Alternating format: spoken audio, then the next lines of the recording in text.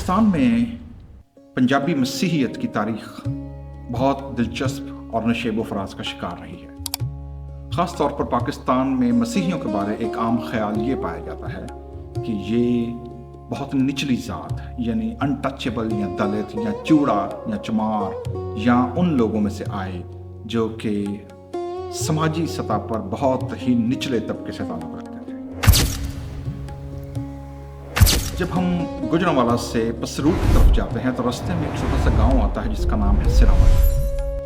और 1930 की दहाई में छपने वाली एक किताब the shadow of the Himalayan में दो मिशनरी खवातीन ने एक छोटे से गांव का जिक्र किया है और वो गांव के बारे कहती हैं कि वो पंजाब की कलीसियाई तारीख में पहला गांव था जिसके अंदर मसीहत का फैलाव बगैर किसी मिशनरी इन्वॉल्वमेंट के हुआ।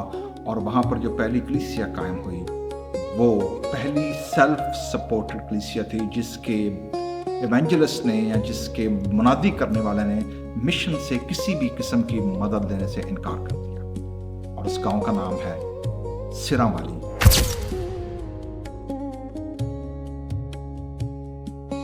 जो कि मेरे अपना नन्याल का गांव है, जिस गांव की गलियों में बचपन में चलता रहा, दौड़ता रहा और उस गांव के इर्द गिर्द के सारे लोगों को और बाज़ारों को और इस किले को मैंने देखा।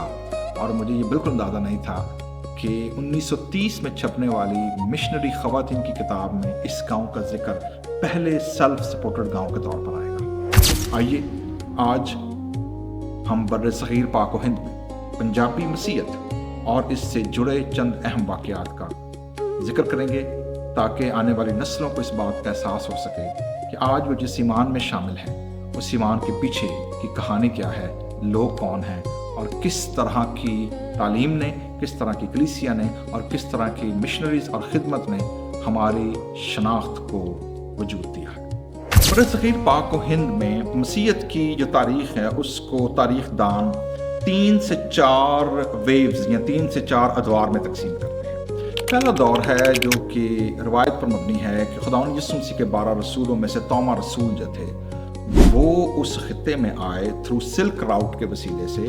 और वो आज के दौर का जो टेक्सला जिसे कहा जाता है और वहाँ पर एक छोटी सी जगह थी जहाँ पर एक हुकूमत कायम थी, वहाँ पर उन्होंने आकर मुनादी की और वहाँ पर कलीसिया कायम की। और फिर वहाँ से वो इंडिया जो कि आज के दौर में हिंदुस्तान की जो जनूब है यानी जो साउथ साइड है उस तरफ आकर मार थोमा चर्च को कायम किया। गो पाकिस्तान में उस पहली सदी की कलीसिया का हमें कोई वजूद नहीं मिलता। अगरचे हम जब इंडिया की मार थोमा चर्च की बात करें तो वहाँ आज भी सीरियाई लैंग्वेज में वहाँ आज भी इबादत होती है और वहाँ पर आज भी पहली सेंचुरी की और फर्स्ट सदी की जो रवायत है इबादत की वो चल रही है, यानी कंटिन्यूटी रही है पिछले 2000 सालों से। लेकिन हमारे पास पाकिस्तान की साइड पर पहली सदी की कलीसिया की कोई उसका तसलसल हमारे पास मौजूद नहीं है। दूसरी जो वेव आई वो उसको 6ठी सदी के करीब कहा जाता है जब नस्तूरी कलीसिया ख़ास तौर पर जो बिशप की जो सीट थी जो ईरान मौजूदा जिसे पर्शिया कहा जाता है और वहाँ पर जो बिशप था उसके अंडर ये पाकिस्तान का जो खित्ता है उस वक्त जो इंडिया हिंदुस्तान का हिस्सा था ये उसके हिस्से में आता था। लेकिन बदकिस्मती कह लें कि हमारे पास उसकी भी तारीख मौजूद नहीं है, उसकी भी कंटिन्यूटी मौजूद नहीं है कि वो कलीसिया कैसी थी, इबादत कैसी थी, ज़ुबान कौन सी इस्तेमाल होती थी। We have no idea. तीसरी बड़ी अहम वेव है जिसको हम 15वीं और 16वीं सदी के वस्त में लेकर आते हैं जहाँ पर पोर्चुगीज़ जो थे वो पहुँचे और जो रोमन कैथलिक प्रीस्ट थे खासतौर पर जेसुइट्स जो थे कार्मेनाइट जो मिशनरीज थे वो आए। और इस बारे में तारीख दान इस बात पर मुत्तफिक हैं कि ना सिर्फ लाहौर में बल्कि उसके लाहौर के गिरदोनिवाह में भी ऐसे कलीसियाएँ कायम हुई जो इनका ताल्लुक सिर्फ और सिर्फ शाही दरबार और उससे जुड़े लोगों के साथ, यानी वो एक तरह की एलीट लोगों की कलीसिया थी, उसका आम लोगों से किसी तरह का लेना देना नहीं था क्योंकि उस दौर तक जो इबादत होती थी वो लैटिन लैंग्वेज में होती थी रोमन कैथलिक चर्च के अंदर और लैटिन के अलावा कोई दूसरी ज़बान या दूसरा तरीका इस्तेमाल नहीं किया जाता था। जिसका फ़र्क ये पड़ा कि जो आम लोग थे उनका उस आला दर्जे की मसीहत के साथ किसी किस्म का कोई लेना देना नहीं था। गो ہمارے پاس اس کلیسیا اور اس دور کی بھی تسلسل ہمارے پاس موجود نہیں ہے کہ وہ کلیسیاں کہاں گئیں. مغلوں کے دور میں جب وہ مغل جو شہنشاہ جو تھے جب وہ خلاف ہوئے مسیحیت کے یا مشنریوں کے تو وہ ساری کی ساری نشانیاں وہ ساری کی ساری جو خدمت وہ ساری غائب ہوتی چلی گئی. اور یوں ہم چوتھی ویو مناتے ہیں. چوتھی ویو کا آغاز ہوتا ہے پنجاب کے اندر خاص طور پر جب پریسبیٹیرین مشنریز جو تھے وہ برٹش کلونیل دور میں جب 1830 کے درمیان جب انہوں نے انڈیا کا ہندوستان کا رخ کیا اور یوں ہمارے پاس جو متحدہ ہندوستانی یا انڈین پنجاب تھا اس میں ہمارے پاس مشنریز کے ہمیں جو ہے وہ ہسٹری تاریخ ملتی ہے. اور آج کی جو مسیحیت ہندوستان اور پاکستان میں پنجابی مسیحیت کے نام سے جانی جاتی ہے اس کی جڑیں جو ہیں ہمیں وہ 20ویں صدی کے وسط میں American Presbyterians, church mission society, Methodist اور پریسبیٹیرین چرچ کے حوالے سے ملتی ہے. اب چونکہ پنجاب کے اندر مسیحیت جو تھی وہ راجہ رنجیت سنگھ کے دور تک آتے آتے مشنریز پنجاب میں انٹر تو ہو چکے تھے اور وہ پنجاب کا جو علاقہ تھا وہ خاص طور پر جب برطانوی سامراج نے جب ہندوستان پر قبضہ کیا ہے اور جب اس پر ان کا مکمل اختیار آ گیا تو آلریڈی مسیحی لوگ موجود تھے یاد رکھیے گا. لیکن یہ مسیحیت پنجابی دیہاتی مسیحیت سے فرق تھی. اسے ہم شہری مسیحیت کہیں گے کیونکہ اس میں وہ لوگ شامل تھے آلریڈی جو برٹش بیوروکریسی کے اندر تھے، ملازم تھے، جو آلریڈی برٹش سپاہی تھے وہ آلریڈی شامل تھے. اس کے علاوہ جو ان کے گھروں میں کام کرنے والے خانساماز تھے، ان کے ڈرائیور تھے، ان کا باقی لوگ کام کرنے والے تھے. پھر جو سرکار تھی اس کے اندر جو لوگ کام کرتے تھے اور اس کے بعد جو حکومت کا جو نظام چلاتے تھے تو آلریڈی شہری مسیحیت موجود تھی اور انگریزی اور ویسٹرن طرز کی جو عبادت تھی وہ آلریڈی وجود پا چکی تھی. لیکن دیہات کی طرف پنجاب کی طرف جو تھا وہ زیادہ رجحان نہیں تھا. اسی لیے جو برٹش کہنا چاہیے کہ CMS جو تھا چرچ مشن سوسائٹی جو تھی ان کے جو رابطے تھے اسکاٹش مشن کے خاص طور پر انہوں نے آلریڈی 17ویں صدی میں امریکہ کے اندر انہوں نے پریسبیٹیرین چرچ کی بنیاد رکھی تھی. تقریباً 17ویں صدی کے آغاز تک پریسبیٹیرین چرچ کی بنیاد رکھی جا چکی تھی. لیکن پریسبیٹیرین چرچ امریکہ کے اندر وہ یونائٹڈ پریسبیٹیرین چرچ ہیں، ایک PC نہیں تھا جیسے آج PC USA ہے. تو اس دور میں خاص طور پر جو امریکن پریسبیٹیرین تھے اور جو یونائٹڈ پریسبیٹیرین چرچ تھا جسے ہم UPC چرچ بھی کہتے ہیں پاکستان کے اندر، تو وہ دونوں الگ الگ تھے. UPC کا جو مین گڑھ تھا وہ تھا پٹسبرگ کا ایریا جو جسے ہم مڈ ویسٹ کہتے ہیں امریکہ کے اندر، جبکہ امریکہ کو جو تھا وہ زیادہ تر ساؤتھ اور اس کے ارد گرد پھیلا ہوا تھا. اب جب اسکاٹش لوگوں نے اور اسکاٹش مشن نے جب اپنے امریکن ساتھیوں کو یا مشنریوں کو دعوت دی ہے تو جو امریکن پریسبیٹیرینز تھے انہوں نے آ کر سب سے پہلا جو ہندی بولنے والا علاقہ تھا ہندوستان کا اس کی طرف یعنی جو فتح پور ہے اور جو آگرہ ہے اور جو بریلی کا علاقہ ہے وہاں پر آ کر انہوں نے پریسبیٹیرین کلیسیائیں اور اسکول اور جو یتیم خانے تھے وہ انہوں نے کام شروع کیا. لیکن جان C. لوری یہ پہلے شخص ہیں جنہوں نے آ کر تو لدھیانہ کے اندر انہوں نے پہلا پنجاب کا مشن سینٹر کھڑا کیا. تو آپ دیکھ سکتے ہیں کہ 1830 کے اندر جو ہندی بولنے والی جو یا اردو بولنے والا جو علاقہ ہندوستان کا وہاں پر پریسبیٹیرین آئے، پھر لدھیانہ میں آئے اور تقریباً 1850 میں جو یونائٹڈ پریسبیٹیرین چرچ تھا اور ان کا جو فارن مشن کا جو بورڈ تھا جو تقریباً 1830 تک جو اپنی تشکیل پا چکا تھا اور انہوں نے اس بات کا فیصلہ کیا کہ وہ بھی اپنا ایک مشنری جو ہے وہ ہندوستان بھیجیں گے. اب ہندوستان کی وجہ، ہندوستان کی اٹریکشن کی وجہ کیا تھی؟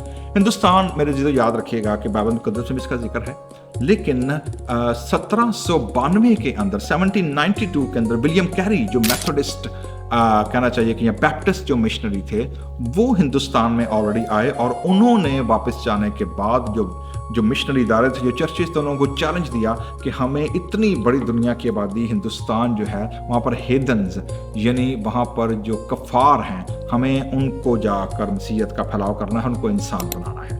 اور یوں ہم دیکھتے ہیں کہ ولیم کیری کی کال کے اوپر انہوں نے پہلی بار ہندوستان کا آغاز کیا. لیکن اس کے علاوہ بھی ہندوستان کے بہت سارے اٹریکشن تھی. فرسٹ آف آل ہندوستان کی دولت، ہندوستان کا مال، ہندوستان کی اس کی جو وسعت تھی، اور پھر برٹش اور ویسٹرن جو لوگ تھے ان لوگوں کا ہندوستان پر حملہ جو تھا، اس پر کلونیل اختیار جو تھا وہ، اور پھر اس کے بعد جو ان کا ٹریڈ تھا उसने भी बहुत सारे लोगों को अपनी तरफ मतवज्जा किया। जो स्पाइसेस थे, सिल्क था, स्पाइसेस थे, और सोना उनका, और दौलत और हीरे और जवाहरात, यानी हिंदुस्तान उस दौर के अंदर दुनिया की बहुत बड़ी जो थी वो मार्केट थी और बहुत बड़ी दौलत का इलाका समझा जाता था। और यूं जो वेस्टर्न वर्ल्ड के इन्वेडर्स थे वो लोग सारे इस इलाके की तरफ आना शुरू हुए, और आहिस्ता आहिस्ता जो मजहबी इख्तियार था उसको भी लेने के लिए मसीहत और मिशनरीज जो थे वो आहिस्ता आहिस्ता हिंदुस्तान की तरफ आना शुरू हुए।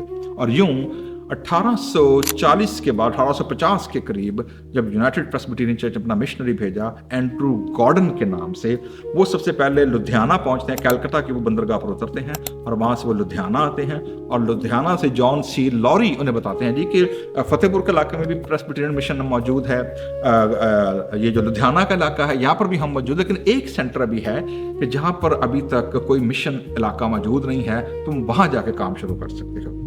और यूं प्रेस्बिटेरियन चर्च की यानी United Presbyterian church of north America की पहला स्टेशन जो है वो सियालकोट के मकाम पर बनता है। और यूं एंड्रू गॉर्डन लुधियाना से होता हुआ बाय रोड वो सियालकोट में आकर पहला मिशन सेंटर कायम करता है।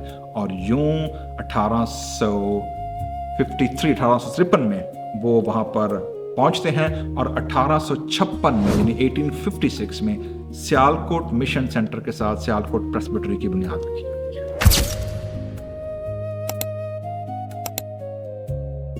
प्रेस्बिटेरियंस जब पंजाब में पहुंचे तो उसको हम 4 हिस्सों में तकसीम कर सकते हैं, जिसके अंदर हम प्रेस्बिटेरियन चर्च की जो पंजाबी मसीहत का जो कंट्रीब्यूशन है उस पर जब हम बात करते हैं तो जो पहली वेव आई प्रेस्बिटेरियन मिशन की 1830 में, तो उस वेव को हम कह सकते हैं कि ये वो दौर था जब अमेरिकन प्रेस्बिटेरियन चर्च ने अपने मिशन बोर्ड बनाए जो कि अमेरिका में बनाए गए।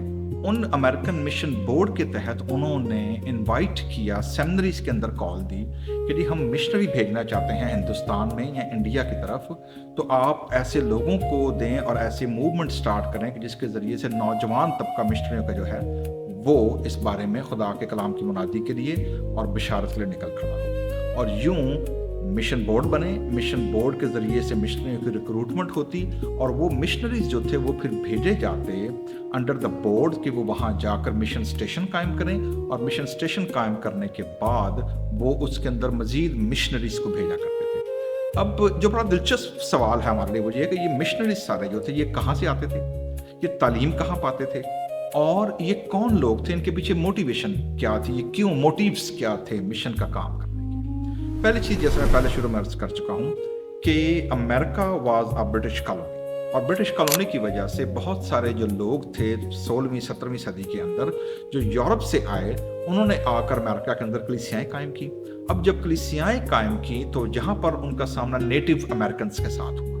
अब जो नेटिव अमेरिकन थे वो तो सारे यहाँ के मकामी लोग थे, तो उन लोगों की जगहों पर जब कब्जा किया गया और उनको जब कॉलोनीज की तरफ धकेल दिया गया, तो फिर इन लोगों ने उन नेटिव्स को भी मसीहत के फैलाव के साथ साथ उनको क्रिश्चियन करने का काम शुरू किया। और यूं जब वो नेटिव अमेरिकन के साथ नेटिव इंडियंस के साथ जब वो इंगेज हुए तो उस चीज़ ने जन्म दिया कि वो दीगर मुल्कों की तरफ भी जा सकें। और यूं इंडिया ऑब्वियसली जैसे पहले मैं अर्ज कर चुका हूँ कि इंडिया की बहुत बड़ी अट्रैक्शन ये थी कि वो एक सिक्योर स्पेस था जो कि बरतानवी साम्राज्य या बरतानवी कॉलोनी के तौर पर दुनिया में पहचाना जाता था। तो इसलिए बरतानवी कनेक्शंस, कलीसियाएं और फिर अंजील की मुनादी और मकामी लोगों तक अंजील फैलाने की वजह से जो बोर्ड खड़े हुए, उन बोर्ड्स ने फिर आगे जाकर इस काम को फैलाना शुरू किया। लेकिन दूसरी एक और बड़ी वजह भी है, ये जो मिशनरीज थे ये मोस्टली अमेरिका के उन जगहों से आए थे जो कि दूर अफ्ताता या गांव के इलाके थे जिनमें ज़्यादातर खेती बाड़ी का काम होता था। यानी ये भी अपने अमेरिकन पंजाब से पंजाबी मिशनरी थे, यानी अपने अमेरिकन पंजाबी से जो कि इंडिया के पंजाब में पहुंचे, और यूं उनको जो जगहें और जो खलियान और खेत और खेती बाड़ी सारी नजर आई, इस लुक्स लाइक अ होम। और ये भी एक वजह थी कि वो उन्होंने पंजाब का रुख किया। तीसरी और अहम वजह है वो है इलाहियाती, और वो ये था कि जब विलियम कैरी ने उनको कॉल दी कि हमें खुदा के कलाम की मुनादी कौमों में जाकर फैलानी है, तो फिर उस कॉल के जवाब में जब मकामी जो था वो उन्होंने मिशनरी नेटिव इंडियन के पास गए, लेकिन इसके साथ साथ अमेरिका के अंदर भी बेदारी की लहर आ चुकी थी जिसे हम स्पिरिचुअल अवेकनिंग का नाम देते हैं। جن میں بoston کا علاقہ ہے, فلاڈیلفیا کا علاقہ ہے, اور جو سارے کا سارا جو جسے ہم کہتے ہیں ایسٹ کوسٹ جسے ہم کہتے ہیں, اس ایسٹ کوسٹ اور اس کے جو وسط علاقہ جو تھا, وہاں پر ایک بڑی روحانی بیداری آئی ہوئی تھی, جس کی وجہ سے بہت سارے نوجوان جو تھے, اسکولز کے طلباء, کالجز کے طلباء, لڑکے لڑکیاں جو تھے, وہ مشن کی طرف اور انجیل کی بشارت کی طرف جا رہے تھے, اور یوں ایک بہت بڑی گروہ جو تھی وہ پوری دنیا میں مشنریوں کے طور پر نکلی. لیکن وہ تعلیم کہاں سے پاتے تھے, اور وہ اپنی تھیولوجی یا الہیات کہاں کی لے کر آئے؟ تو پریسبیٹیرین جو ہسٹری ہے اس کے اندر 2 سیمنریز ہیں جو کہ بڑی امپورٹنٹ ہیں, جن میں ایک ہے پرنسٹن تھیولوجیکل سیمنری اور دوسری ہے union theological seminary. So 40 to 50% کے قریب جو مشنری جنہوں نے انڈیا میں آ کر خدمت کی, وہ پرنسٹن اور یونین کے گریجویٹس تھے, جو کہ نجات, یسوع مسیح کا نجات بخش کفارے, باقی دنیا کی گناہ میں موجودہ حالت اور خداوند یسوع مسیح کے شخصی نجات دہندہ قبول کرنے کے الہیات کو لے کر آئے, اور یوں انہوں نے انڈیا کے اندر آ کر پہلی ویو جو تھی, جسے ہم 100 سالوں پر تقسیم کر سکتے ہیں, 1840 اور 1850 سے لے کر 1930 اور 40 تک کا یہ دور ہے, جسے ہم فرسٹ ویو کا نام دیتے ہیں. اور اس فرسٹ ویو میں کیا ہوا؟ مشن بورڈ بنے امریکہ کے اندر, مشنریز ریکروٹ ہوئے, مشن سینٹرز بنے, اور پھر مشنریز وہاں پر بھیجے گئے.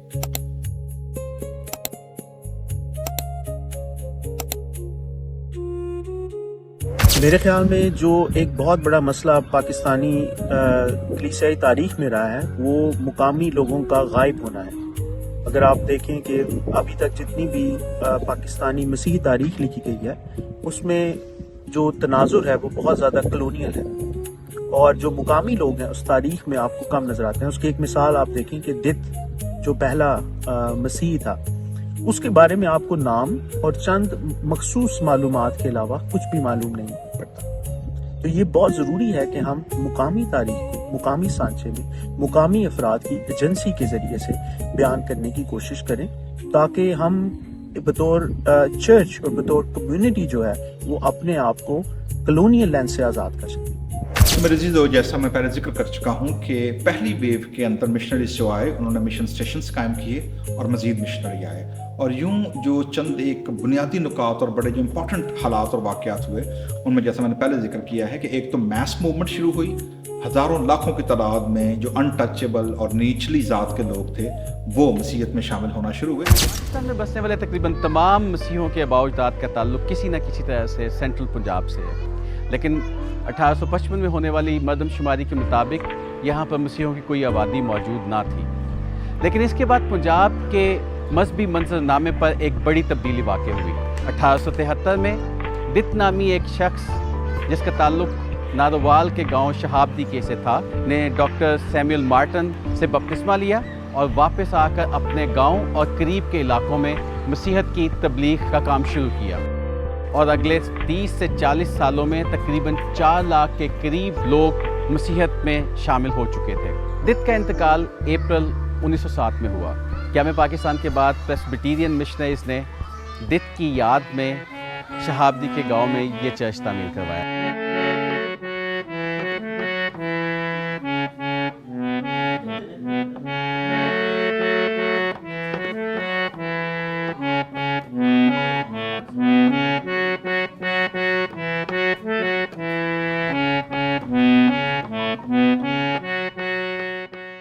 मेरा नाम नाजर आ ते नाम मेरे सारक, उम्र 106 साल है.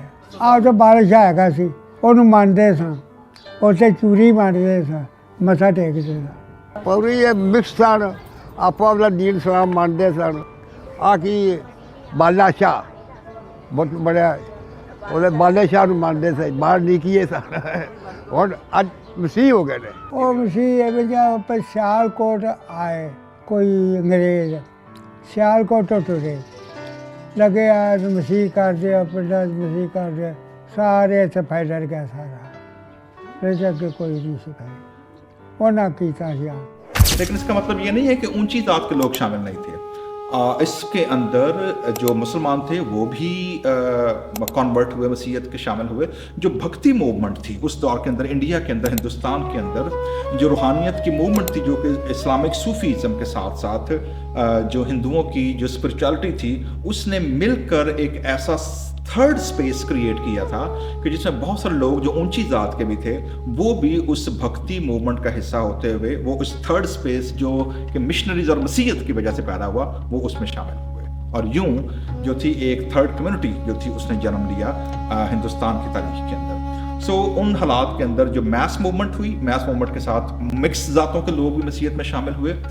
اس کے ساتھ ساتھ پنجابی زبور جو تھے ان کا ایکسپیریمنٹ کیا گیا. اور اسی کے ساتھ ساتھ جو ایک بیداری کی موومنٹ شروع ہوئی جو سیمنری میں، جیسے میں نے پہلے عرض کیا ہے کہ وہ سیالکوٹ سے جو تھی وہ وہاں پر سیمنری کے اندر جب اسٹوڈنٹ آنا شروع، دعائیہ تحریک ایک شروع ہوئی.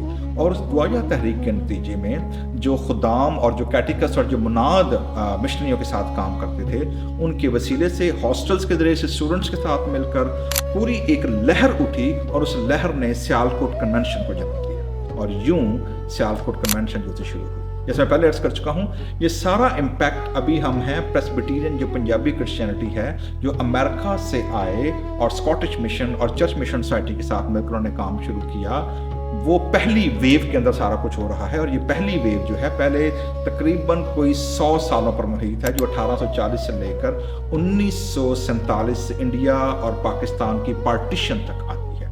اس پارٹیشن کے اندر ایک اور بڑا اہم کام ہوا اس پارٹیشن سے قبل ایکچولی، وہ یہ تھا کہ سیالکوٹ کنونشن 1904 میں شروع ہوتی ہے. اور یوں سیالکوٹ کنونشن ایک مرکز بن گئی ایک تھرڈ سپیس کے طور پر، جیسے کھمب کا میلہ ہوتا ہے یا ہندوؤں کے اندر یاترائیں ہوتی تھیں یا سکھوں کی گردوارے ہوتے تھے اور گرو نانک کا جنم استھان ہوتا تھا اور ان کے میلے لگتے تھے. تو مسیحیت نے بھی اسی کی طرز کے اوپر ایک کنونشن کا سیالکوٹ کے اوپر مقام کا آغاز کیا کہ جہاں لوگ دور دور سے آتے تھے. لیکن کمپیئر ٹو دوسرے مذاہب کی بنیاد پر جہاں پر لوگ صرف زیارت کرنے آتے تھے، سیالکوٹ کنونشن جو تھی یہ مسیحی تعلیم اور مسیحی عقائد کا گڑھ بن گئی اور اسے تعلیمی کنونشن کا نام دیا گیا. اسی سیالکوٹ کنونشن کے دوران جو حکومت برطانیہ تھی انہوں نے کینال کالونیز یعنی جو دریا نکلتے تھے ان دریاؤں میں سے انہوں نے ایسی جگہ قائم کرنی شروع کی جہاں پر نئی کالونیاں انہوں نے قائم کی، جن میں سرگودا کی جانب ہے، پھر فیصل آباد کی جانب ہے. اس کے علاوہ جو ہے وہ ساؤتھ پنجاب کی طرف ہے، تھل کا علاقہ ہے، وہاں پر انہوں نے کالونیاں قائم کی، نہری نظام جو انہوں نے بنانا شروع کیا کینال. اور ان کینال کالونی کی وجہ سے مشنریوں نے بہت ساری پراپرٹیز جو تھیں وہ خریدی اور وہاں انہوں نے مسیحیوں کو جا کر بسایا تاکہ ان کی الگ کالونیاں، ان کی الگ شناخت ہو اور وہ وہاں پر اپنے مسیحی ایمان کے ساتھ اپنی جو زمینیں ان کو لاٹ کی گئی ہیں وہ ان گاؤں کے اندر اپنے کام کاج کو جاری رکھ سکیں. اور یوں آپ دیکھیں گے ان کینال کالونی کی وجہ سے شیخوپورہ کا جو علاقہ تھا، سرگودا کی طرف کا جو علاقہ تھا، اس میں جتنے آپ کو کرسچن مسیحی گاؤں ملیں گے، چند ایک مشہور بڑے نام ہیں، مارٹن پور کا نام ہے، ینگسٹن آباد کا نام ہے، اس کے بعد کلارک آباد کا نام ہے. اس کے علاوہ اگر آپ ساؤتھ کی طرف آ جائیں گے، میاں چنو ملتان کی طرف آپ کو چک نظر آئیں گے، اس کے بعد آپ کو سٹنز آباد نظر آئے گا. اور جو جتنے آپ کو مسیحی گاؤں اور گڑھ نظر آئیں گے یہ وہ کینال کالونیز تھیں جو اس میس موومنٹ کے نتیجے میں بننے والی کمیونٹی کو دوبارہ نئے سرے سے مشنریوں نے جو گاؤں آباد کیے وہاں پر انہوں نے جا کر اپنی آبادیاں بنائی. اور یوں ہم دیکھتے ہیں کہ 1930 تک پہنچتے پہنچتے جو پریسبیٹیرین پنجابی مسیحیت تھی اب وہ سیالکوٹ سے نکل کر گجرانوالا سے لاہور سے آلریڈی لاہور سینٹر تھا، پھر راولپنڈی کی طرف اوپر چلے گئی، ٹیکسلا کی طرف، پھر وہ ساؤتھ کی طرف پھیل گئی. آپ دیکھیں گے کہ تقریباً سرگودا کی طرف چلے گئی، پھر وہ فیصل آباد لائل پور جس کا نام تھا اس طرف چلی گئی. اور یوں پورے پنجاب کے اندر جو تھی وہ پنجابی مسیحیت پھیلنا شروع ہوئی. اور یوں ایک تحقیق کے مطابق جو اینڈرسن اور کیمبل جنہوں نے اپنی کتاب لکھی under the shadow of Himalaya 1930 میں جب وہ اپنی کتاب کا اختتام کرتی ہیں تو تقریباً 25 سے 30 کے قریب انہوں نے جو ہے وہ مشن سٹیشنز اور چھوٹی چھوٹی کلیسیاؤں اور پریسبیٹریز کا ذکر کیا ہے جو قائم ہو گئی. تو آپ اندازہ کر سکتے ہیں کہ پہلے 100 سالوں کے اندر جو آخری 40 سال تھے، آخری جو 40-50 سال تھے، اس میں مسیحیت جو تھی پنجابی وہ ایک دم سے مشروم کی طرح پھیلی ہے اور وہ پھیلتی چلی گئی پورے پنجاب کے اندر. اور یوں پنجابی مسیحیت پاکستان اور انڈیا کی تقسیم تک جو تھی وہ اپنی جگہ پر موجود رہی. اس وقت تک وہ ایک یونیفائڈ जो था वो इदारा था। जैसे मैंने शुरू में अर्ज़ किया है, प्रेस्बिटेरियन पंजाबी मसीहत के 3 बड़े सेंटर थे। नंबर 1 जो हिंदी बोलने वाला इलाका था, बरेली का, आगरा का, उस तरफ जो फतेहपुर था उस तरफ था। लेकिन जो पंजाबी बोलने वाला इलाका था उसमें लुधियाना, जिसके अंडर लाहौर चर्च काउंसिल आती थी, और फिर सियालकोट तीसरे मिशन स्टेशन के तौर पर कायम था, जो कि यूनाइटेड प्रेस्बिटेरियन चर्च का इलाका था। और यूं तब तक ये 3 बड़े सेंटर जो गढ़ बन चुके थे, सियालकोट कन्वेंशन की वजह से सियालकोट, सेमिनरी की वजह से गुजरांवाला सेमिनरी, और एजुकेशनल सेंटर्स की वजह से लाहौर और उसके गिरदोनवा के इलाके जो थे वो बड़े अहम इदारे बन चुके। सो मेरे अजीज़ों, अब हम 1947 के दौर में दाखिल होते हैं, जहाँ पर दूसरे जंग अज़ीम के बाद बरतानवी कलोनियल पीरियड जो है उसका सूरज गुरूब हो रहा है, उनकी गिरफ्त कमज़ोर पड़ रही है, और वो इरादा करते हैं कि दुनिया में जहाँ जहाँ उनकी हुकूमत कायम थी, ब्रिटिश क्राउन था, उनको इंडिपेंडेंट कर दिया जाए। और यूँ 1947 में हिंदुस्तान की तकसीम होती है। हिंदुस्तान की तकसीम में सबसे बड़ा हिस्सा जो तकसीम होता है वो है पंजाब का, और यूँ पंजाब के साथ साथ जियोग्राफिकली पंजाबी मसीहत भी तकसीम होती है। जैसे मैं पहले जिक्र कर चुका हूँ कि जो लुधियाना का स्टेशन था उसके अंडर लाहौर आता था, और यूँ लाहौर से जुड़े जितने मामला थे एडमिनिस्ट्रेटिवली वो लुधियाना से डील होते थे। लेकिन सियालकोट मिशन चूँकि इंडिपेंडेंट था, क्योंकि वो यूनाइटेड प्रेस्बिटेरियन चर्च के अंडर था, और लुधियाना अमेरिकन प्रेस्बिटेरियन चर्च के अंदर था। लेकिन इसी के साथ साथ जैसे मैं जिक्र कर चुका हूँ कि जैसे जैसे अमेरिका के अंदर प्रेस्बिटेरियन चर्च की मिसियोलॉजी और उनकी मिशन की जो अप्रोच है वो चेंज होगी, उसी तरह उसका इम्पैक्ट जो है वो उनके जहाँ जहाँ दुनिया भर में मिशन सेंटर उन्होंने बनाए उस पर भी होगा। और पाकिस्तान इससे बहुत बुरी तरह मुतासिर हुआ। वो कैसे, मैं आपके सामने जिक्र करता हूँ कि 1958 में जब अमेरिका के अंदर अमेरिकन प्रेस्बिटेरियंस और यूनाइटेड प्रेस्बिटेरियंस जब ये दोनों मिले और उन्होंने PCUSA का नाम दिया, तो इसके नतीजे में जो फौरन बाहर निकलकर ओवरसीज जाने की जो मिशनरी झील थी वो मध्यम पड़ गई, कमज़ोर हो गई। 2 वजूहात इसके पीछे तारीखदान बयान करते हैं। नंबर 1, एक तो जो उनको ब्रिटिश कलोनियल प्रिविलेज और पावर और प्रोटेक्शन मिली हुई थी वो ख़त्म हो गई। नंबर 2 जो था, अमेरिका के अपने अंदर जो मिशनरी झील थी जो कि इससे पहले बड़े ज़ोरों पर थी, वो भी मध्यम पड़ना शुरू हो गई। नतीजा ये निकला कि उनकी मिशन थियोलॉजी चेंज हुई, और उन्होंने कहा जी कि चूंकि हम अब बरतानवी साम्राज्य के साथ भी नहीं हैं, तो अब हम क्या करते हैं कि जहाँ जहाँ मिशन सेंटर कायम किए थे, जो जो चर्चेज वहाँ बने हैं, हम उनकी लोकल लीडरशिप को उनके जो हैं वो हकूक़ हवाले करते हैं, वो सेल्फ सपोर्ट हों, वो सेल्फ गवर्नेंस करें और वो सेल्फ इवेंजलाइज करें। एक चीज़ जो मिस कर गए वो लोग, वो ये थी कि सेल्फ थियोलॉजाइजिंग नहीं करा सकते, मकामी इलाहियात नहीं बन सकी, क्योंकि इलाहियात मिशनरीज बाहर से पढ़ कर आते थे और वही आगे सुनाते थे। मुनाद और सेमिनरी के अंदर जितना निसाब या करिकुलम था वो अमेरिकन या गोरा मिशनरी पढ़ाता था, वो लोकल सतह पर तैयार नहीं होता था। यूं जो इलाहियात थी, थियोलॉजी थी, वो कभी मकामी नहीं बन सकी, आज तक नहीं बन सकी। सो मिशन थियोलॉजी जब चेंज हुई तो यूनिफाइड जो अमेरिकन चर्च था उन्होंने इरादा किया कि अब हम एक कमीशन बनाएंगे, रादर देन हम फॉरेन मिशन बोर्ड की बजाय अब हम एक कमीशन बनाएंगे, और कमीशन का नाम उन्होंने COEMAR रखा, मतलब कि commission for ecumenical mission and relations. और यूं 1958 के अंदर वो पाकिस्तान आए, उनका एक नुमाइंदा, उनका पूरा वफद आया, डेलीगेट आया, और उन्होंने इस बात का जायज़ा लिया कि जितनी प्रॉपर्टीज़ अमेरिकन प्रेस्बिटेरियन चर्च की पाकिस्तान के अंदर हैं उनको हमने कैसे ट्रीट करना है, डील करना है, जो इदारे हैं उनको हमने कैसे ट्रीट करना है, जो चर्चेस बिल्डिंग्स हैं उनको कैसे करना है, और सेमिनरी जो कि बहुत बड़ा इदारा था उसको हमने कैसे अरेंज करना है। और यूं इलाहियाती और इंतज़ामी अमूर जो थे वो उन्होंने कमीशन के ज़रिए डील किए, इसको हम कैसे लेकर चलेंगे।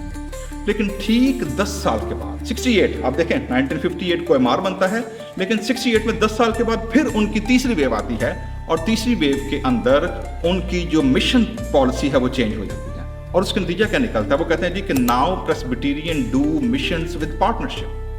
पहले डिसमेंटल किया सेकंड वेव में 58 के अंदर कि जी हमारा कोई लेना देना नहीं है, आप मकामी तौर पर चीज़ों को डील करें, और 68 में वो कहने लगे जी कि हम पार्टनरशिप पे काम करेंगे। नतीजा क्या निकला, डिजास्टर निकला। डिजास्टर क्यों हुआ कि पाकिस्तान के अंदर जो यूनिफाइड चर्च था, जो लाहौर चर्च काउंसिल जो थी, और जो यूनाइटेड प्रेस्बिटेरियन चर्च जो था, और जो मिशनरी उस वक्त तक सेमिनरियों के अंदर मौजूद थे, उनके दरमियान पावर स्ट्रगल शुरू हो गई कि जी who is in the power and control of the property and the privilege and the positions and the funds.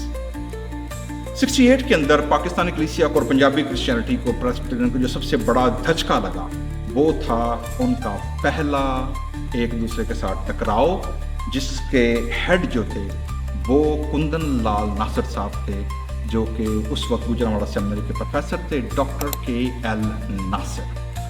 तो उनके साथ और भी लोग शामिल थे, लेकिन वजह क्या हुई? वजह ये हुई कि चूंकि जैसे मैंने पहले जिक्र किया है कि अमेरिका के अंदर होने वाली तब्दीली का असर कहाँ पड़ेगा, जहाँ जहाँ के सेंटर्स कायम थे।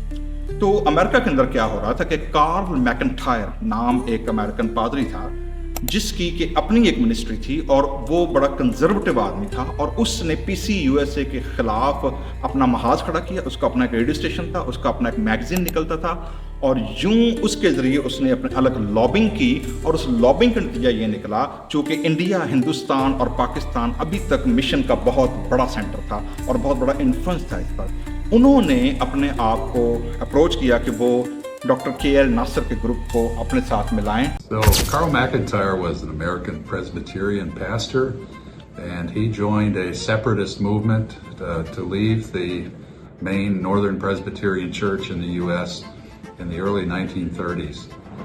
One of the things that McIntyre created, I think it was about 1940 or 1949 or 41, was the International Council of Christian Churches, the ICC, in which he was looking for like-minded Christians in other parts of the world to join in a major international ecumenical effort of arch conservatives. This was at the same time, of course, that the World Council of Churches was in the process of formation. And McIntyre became a consistent critic of the World Council, saying that it was influenced by modernist theology and by political communism. And that became his hallmark and his debating point and point of protest against the World Council of Churches for several decades after that, the rest of his life, really.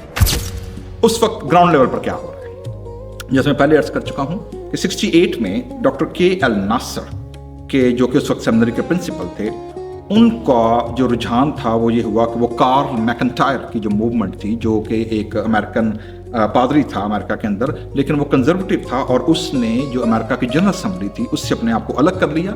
उन्होंने doctor KL Nasir साहब को influence किया, और यूं पाकिस्तान के अंदर पहली गिरोहबंदी होती है जो कि पसरूर के मकाम पर हुई, और एक मिशनरी जो उस वक्त यहाँ मौजूद था वो उसकी रिपोर्ट को टाइटल देता है द बैटल ऑफ पसरूर। और यूं 68 में पहली तकसीम होती है, गिरोहबंदी होती है, और पादरियों का गिरोह जो है वो प्रेस्बिटेरियन चर्च में अलग होता है, और जिससे कोर्ट केसेस की बुनियाद पड़ती है, प्रॉपर्टी बेचने का आगाज़ होता है, और प्रेस्बिटेरियन चर्च के अंदर तकसीम दर तकसीम का सिलसिला शुरू हो जाता है।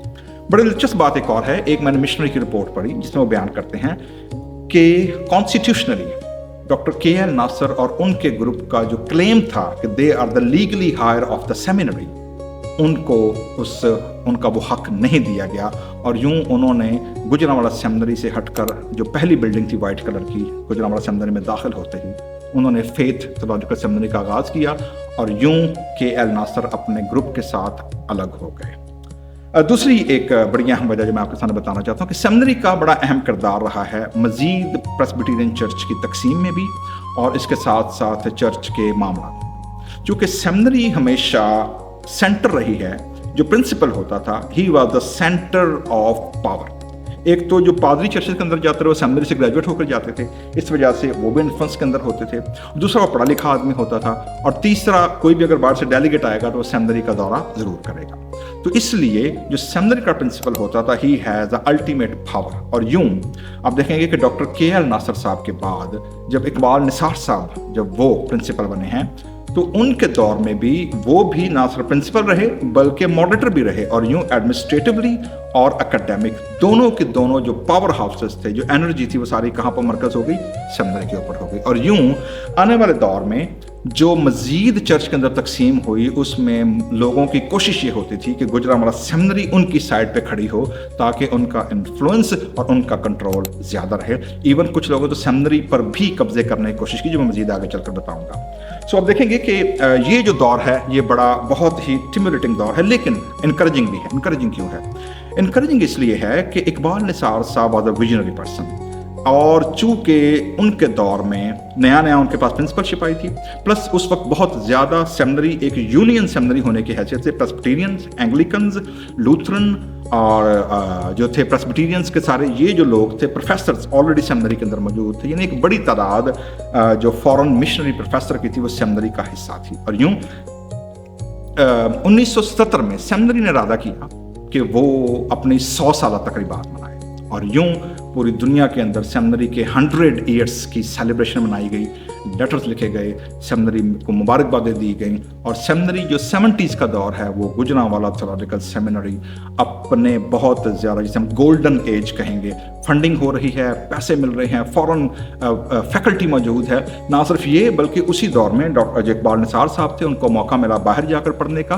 ना सिर्फ उनको मौका मिला बल्कि फैकल्टी डेवलपमेंट के नाम पर PCUSA ने पिट्सबर्ग थियोलॉजिकल सेमिनरी में डॉक्टर प्रोफेसर असलम ज़ियाई साहब को जो वो THM करने के लिए भेजा। आर्थर जेम्स साहब वो प्रिंसटन में आए, उन्होंने 1 साल का THM का कोर्स किया।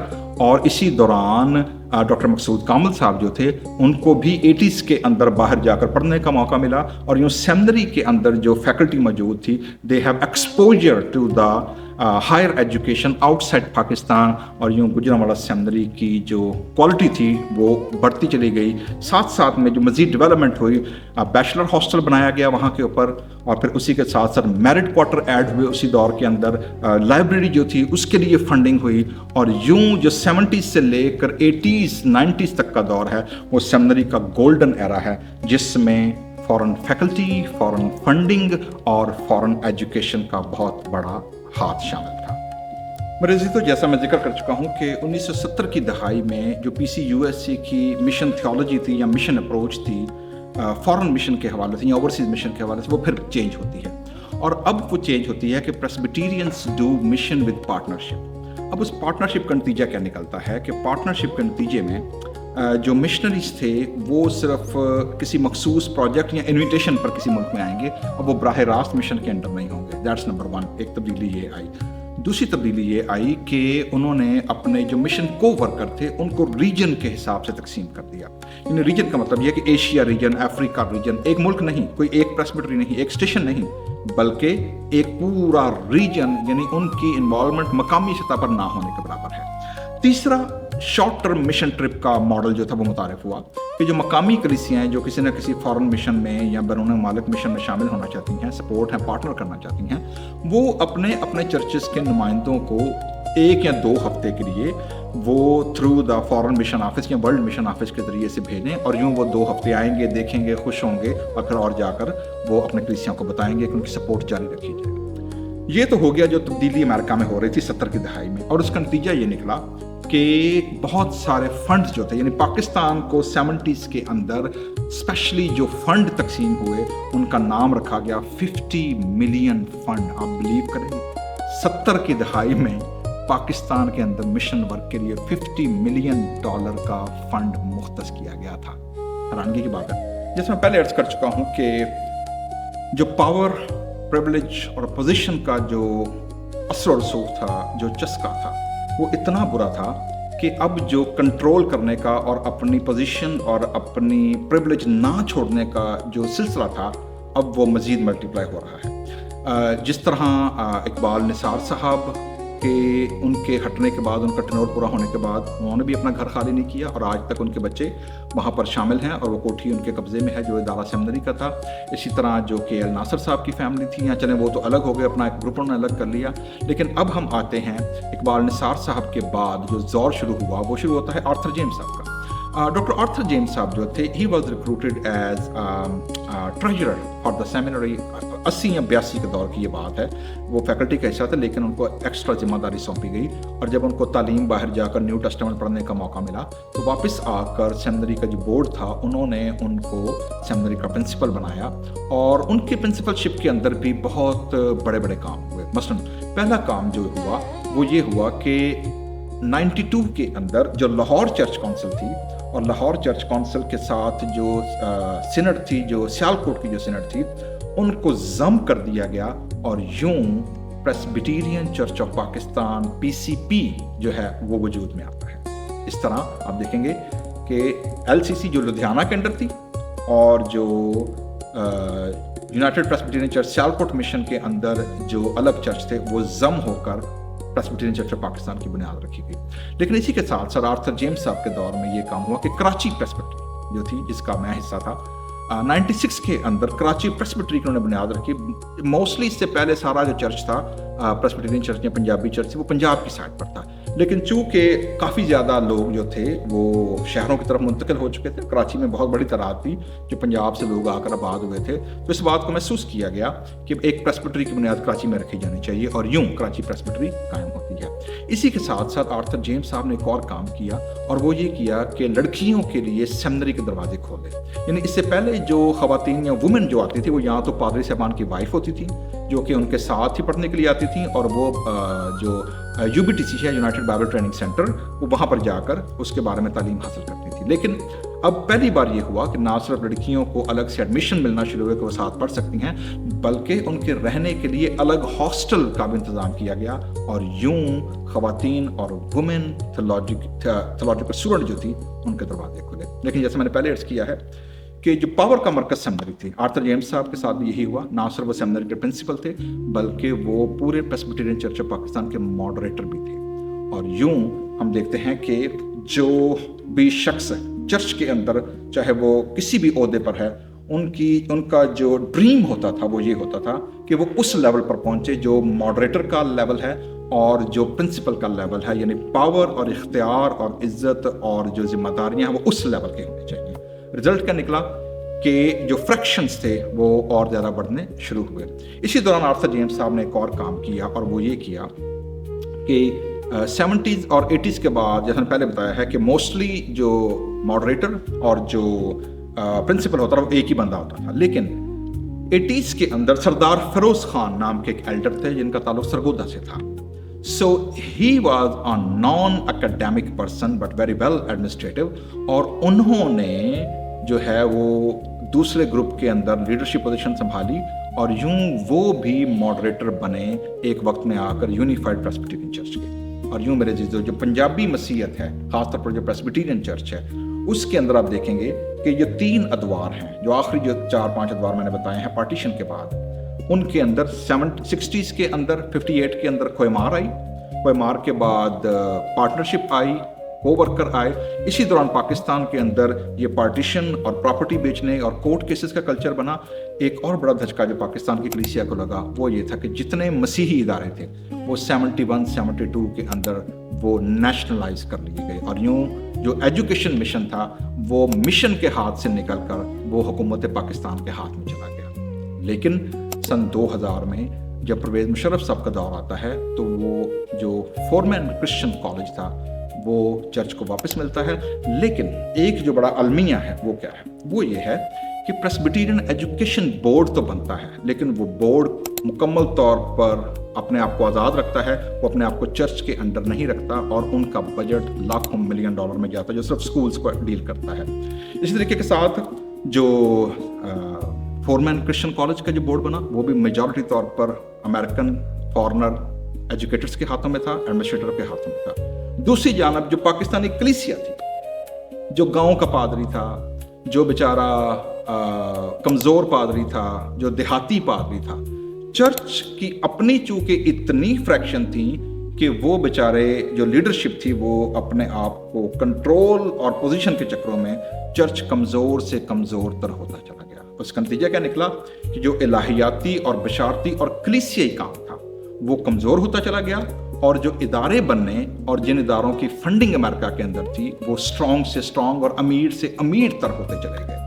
रिजल्ट ये निकला कि जो मौका परस्त पादरी या मौका परस्त लीडर थे, जिनकी अप्रोच थी कि वो इंटरनेशनल ट्रैवल भी करें, फंडिंग भी इकट्ठी करें, ग्रुपिंग का नतीजा ये निकला कि जो फंडिंग आती थी उसका पता नहीं चलता था कौन ले रहा है, कहाँ जा रही है, क्योंकि किसी को पता नहीं होता था कि किस ग्रुप के पास आ रही है।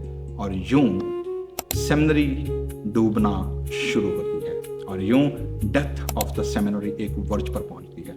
इसमें एक जो नाम है वो बड़ा इंपॉर्टेंट है, वो है नौलखा चर्च के पादरी हैं, और वो 2015 से वो उसमें शामिल हैं। तो डॉक्टर आर्थर जेम्स के इंतकाल के बाद, कोविड-19 के बाद, आप देखेंगे कि चर्च के अंदर तकसीम दर तकसीम होती है। इस वक्त 2025 के अंदर भी तकरीबन 4 से 5 प्रेस्बिटेरियन चर्च के ग्रुप्स हैं जिनमें से हर एक ग्रुप दावा ये करता है कि they are legally constitutional higher, हर एक की अपनी प्रेस्बिटरी है, हर एक अपने प्रेस्बिटेरियन चर्च का मॉडरेटर है और वो अपने अपने सिनेट के अंदर अपने अपने जनरल असम्बली के मॉडरेटर्स हैं, लेकिन चर्च कमज़ोर और इलाहियाती इदारे जो हैं वो बदतरीन होते जा रहे हैं। सवाल ये है मेरे चीज़ों, what is the future of the Presbyterian church इन पाकिस्तान? जहाँ तक रही बात PCUSA की, तो प्रेस्बिटेरियन चर्च ने इसी साल मार्च में जो उनका वर्ल्ड मिशन का ऑफिस था उसको उन्होंने डिसॉल्व कर दिया, और यूं 200 साल पुरानी जो वर्ल्ड मिशन की तहरीक थी और उसका ऑफिस था वो PCUSA ने ख़त्म कर दिया है। अब वो ये कहते हैं कि जी हमने 200 साल तक दुनिया के मुख्तलिफ हिस्सों में, जिसमें बशमूल इंडिया और पाकिस्तान, हमने कलीसियाँ खड़ी की हैं, हमने मकामी लोगों को तैयार किया है। अब ये उनकी जिम्मेदारी है, और वो लोग जो इमिग्रेंट के तौर पर अमेरिका में आए हुए हैं या वेस्टर्न वर्ल्ड में रहते हैं, अब उनकी जिम्मेदारी है कि वो अपने अपने मुल्कों की कलीसियाओं को सपोर्ट करें, इदारों को सपोर्ट करें और वो मिशनरी बने। जो सवाल अहम हमारे सामने मेरे अजीज़ों वो ये है, क्या प्रेस्बिटेरियन चर्च जो पंजाबी मसीहत है वो अपने आप को सेल्फ सस्टेन कर सकेगी? दूसरा सवाल ये है कि जितने ज़्यादा फ्रैक्शन पंजाबी मसीहत और ख़ासतौर पर प्रेस्बिटेरियन चर्च के हो रहे हैं, क्या वो फ्रैक्शंस दोबारा रिकनसाइल हो सकेंगे? अगर नहीं हो सकेंगे तो हमारे पास मॉडल दोबारा कौन सा है? क्या दोबारा 1968 के दौर पर जाया जाए या कि फिर कोई और नया ग्रुप बनाया जाए? जीतेगा वही मेरे जीजो जिसके पास पैसे होंगे, जिसके पास रिसोर्सेस होंगे। अदरवाइज पाकिस्तान के अंदर गरीब कलीसिया और देहाती पादरियों को ऐसे शख्स की ऐसी मदद की ज़रूरत है कि जो उनको नया विजन दे, नई रूपों के और नए वर्ग के साथ काम।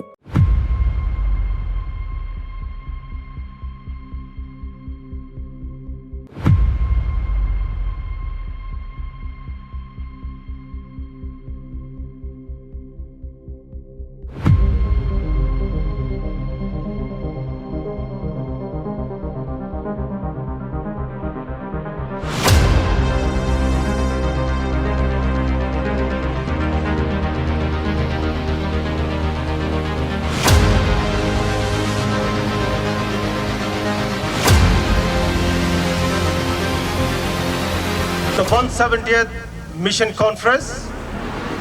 Are you ready?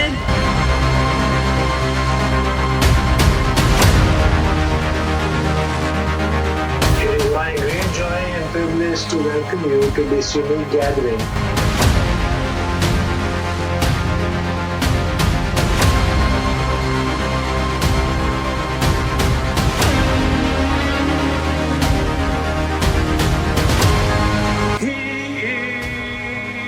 My stand, and I love the Lord.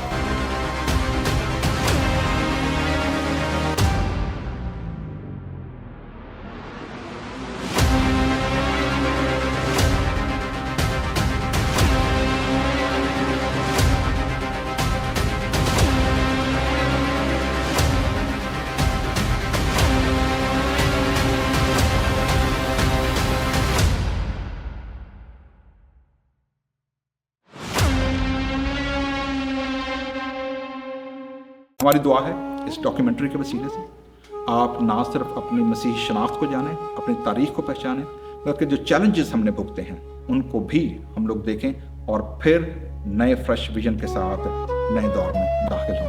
खुदा आप सबको बरकत की तारीख के लिए ज़बूर पर मबनी इस बरकत की तलावत करें। एक पुश्त दूसरी पुश्त के रूबरू तेरे कामों की तारीफ करेगी और तेरे अजीम कामों का बयान करेगी। खुदावंद अपनी सब राहों में रास्त है और अपने सब कामों में बावफा है। अगरचे रात को रोना पड़े और सुबह को खुशी की नौबत आती है। खुदावंद जिसने पंजाब में बड़े बड़े काम किए, नस्ल दर नस्ल उसकी हम्द हो। उसकी दायमी रहमत पंजाब में अपनी कलीसिया को हमेशा कायम रखे। वो खुदावंद जिसने इस सरजमीन में अपनी कलीसिया लगाई, जिसने अपने ही लोगों में से चरवाहे उठाए और जिसने आजमाइश और ईज़ा रसानी में अपने रेवड़ को संभाला, वो हमारे हाथों के काम को कायम करे और अपनी सच्चाई को नस्ल दर नस्ल महफूज रखे। खुदावंद के सब छुड़ाए हुए ये कहें, खुदावंद हमेशा मुबारक हो। आमीन सुमा।